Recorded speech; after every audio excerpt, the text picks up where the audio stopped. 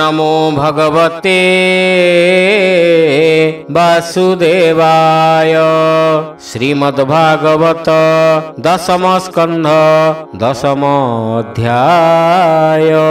शुक उवाच नमोई प्रभु वनमाली सुख सागर बाल केली तीनेक देवी जशोवंती सेवकी मान हकारंती आज्ञा प्रमाणे दासी गणे आसी मिलिले जणे जणे जशोदा बोलंती उत्तर घर व्यवहार तुम्भे कर दधी मंथिबी आज मोही लवणी केते जानी बई मने जानिले भावग्राही भक्त जनक सत्य पाई गोपी जे कही थिले गते मोहर कथा मान जेते से कथा करी बई सत्वे जशोदा जीवना परते माया मोहिले नर हरि दास जनक सत्य करी हेमंत बोली आज्ञा देले मंथन दंड अणाइले मन आनंदे नंद नारी दधी भांडरे खुआ भरी जशोदा होइला कसज जाहार सुत देवराज पिंधी सुरंग पाट शाढ़ी रत्न मेखला अछि भिड़ी पृथौल नितंब जुगल सुवर्ण चूड़ी बेनिकर बेनिस्तनरु क्षीर झरे नुपुर बाजई पयरे हृदरे हार कर्णे काप शिरे सीमंत दिव्य रूप हरि हरि बोल खुआद उड़ी धरी करे बाम दक्षिणे चाले धीरे दौड़ी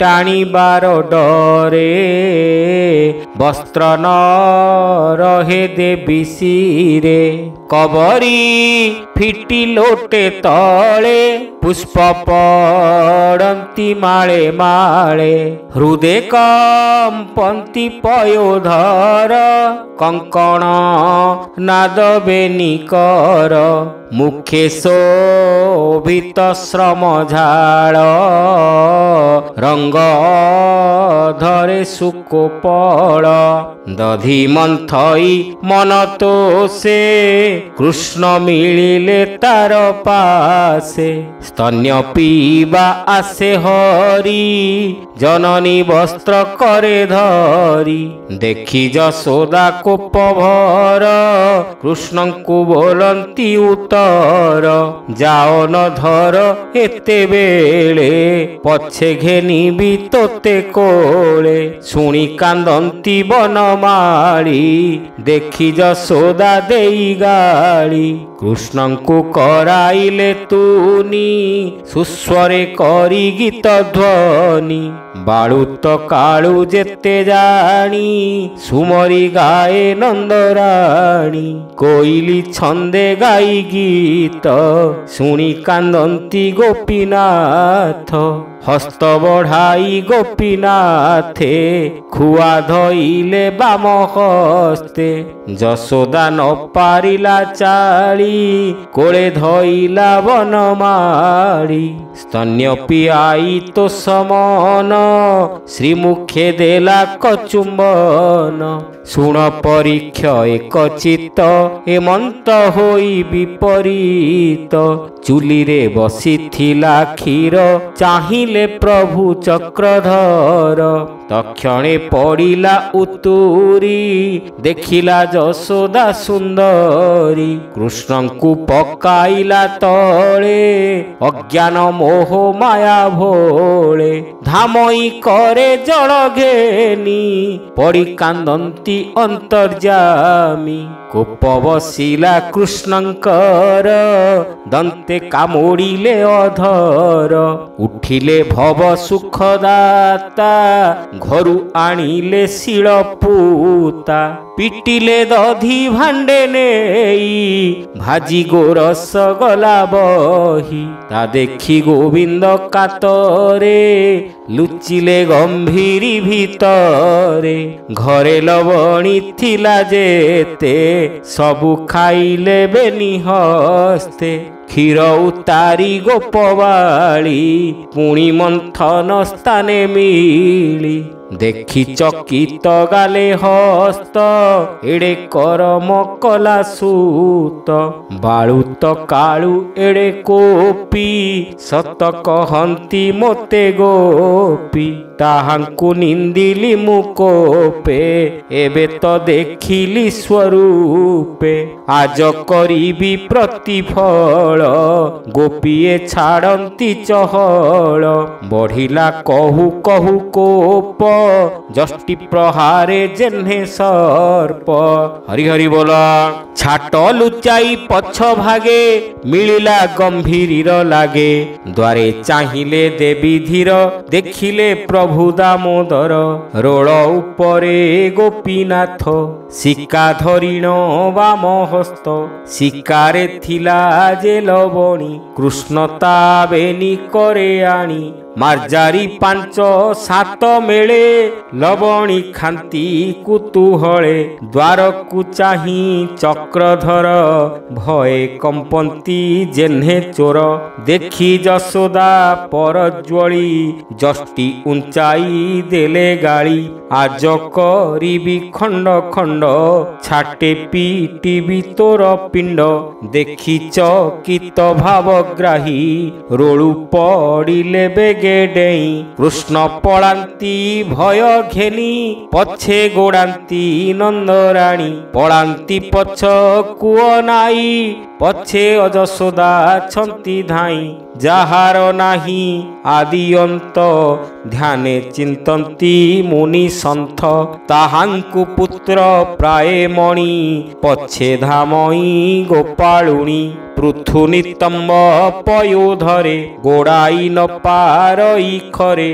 ପୁଣି ଗୋଡ଼ାଇ ପଛେ ଝୁଣ୍ଟି ଘଡ଼ିକେ ଉଠି ଘର୍ମେ ଫୁଟି। ପୁଣି ଗୋଡ଼ାଇ ପୁଣ ପଡ଼ି ପାଏକ ଉଠି ନହା ବୋଡ଼ି। କେଶ ଫିଟିଲା ଶ୍ରମ ଝାଳେ ଫୁଲ ପଡ଼ଇ ଫିଟି ତଳେ। ଏମନ୍ତ ଯଶୋଦାର ଗତି ଦେଖି ଆନନ୍ଦ ଶ୍ରୀପତି। ହରି ହରି ବୋଲ। ଯାହାର ଆଦି ଅନ୍ତ ନାହିଁ ଯଶୋଦା ପାଇବ ତା କାହିଁ। ଜାଣିଣ ଯଶୋଦା ବିକଳ ଲେଉଟି ଚାହେଁ ଆଦି ମୂଳ। ମନେ ବିଚାର ଭାବଗ୍ରାହୀ ଯଶୋଦା ଠାରେ ଦୟା ବହି। ଯେବେ ମୁଁ ଯିବିଟି ପଳାଇ କିଏ ମୋତେ ପାରିବ ଗୋଡ଼ାଇ। ଏତେ ବିଚାରି ଦୟାନିଧି ରଜ୍ଜୁରେ ହୋଇ ବଇଁ ବନ୍ଦୀ। ମାତାର ଶ୍ରମ ମନେ ଜାଣି ରହିଲେ ପ୍ରଭୁ ବେନୁ ପାଣି। ଧାଇଁ ଧଇଲେ ଦେବୀ କରେ ଛାଟ ଉଞ୍ଚାଇ କୋପ ଭରେ। ଭଏ କମ୍ପନ୍ତି ଚକ୍ରଧର ଚକ୍ଷୁ ଘସନ୍ତି ବାମକର। କୃଷ୍ଣ ବିକଳ ଦେଖି ମାତା ଛାଟ ପକାଇ କଲେ ଚିନ୍ତା।